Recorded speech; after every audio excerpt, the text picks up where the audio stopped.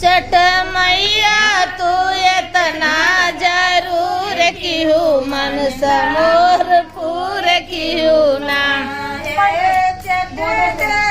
इतना जरूर क्यों मन समोर पूर क्यों ना छठ मैया तू इतना जरूर क्यों मन समोर पूर क्यों ना रे दुअरवा मैया निमिया के पेड़ावा हमरे दुअरवा मैया निमिया के पेड़वा हमरे दुअरवा मैया निमिया के पेड़ावा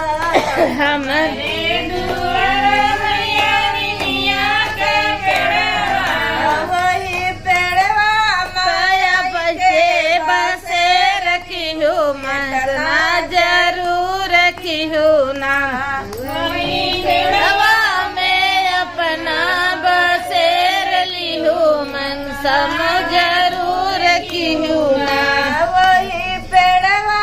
पे आई के बसेर रखियो मतना जरूर रखियो ना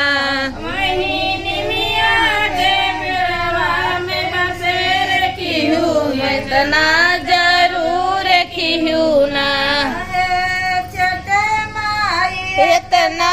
जरूर क्यों मन समोर पूर क्यों ना छठ माई तू इतना जरूर क्यों मन समोर पूर क्यों ना रे दुअरवा मैया अमवा के पेड़ावा वाह हमरे दुअरवा मैया अमवा के पेड़वा वही अमवा पे आई के बसेर इतना जरूर क्यों ना वही अमवा पे आई के बसेर क्यों इतना जरूर क्यों ना वही अमवा पे आई के बसेर लिहू इतना जरूर क्यों ना वही अमवा पे आई के बसेर क्यों इतना जरूर क्यों ना छठ मैं भी इतना जरूर क्यों मन समोर पूर क्यों ना इतना जरूर क्यों मन समोर पूर क्यों ना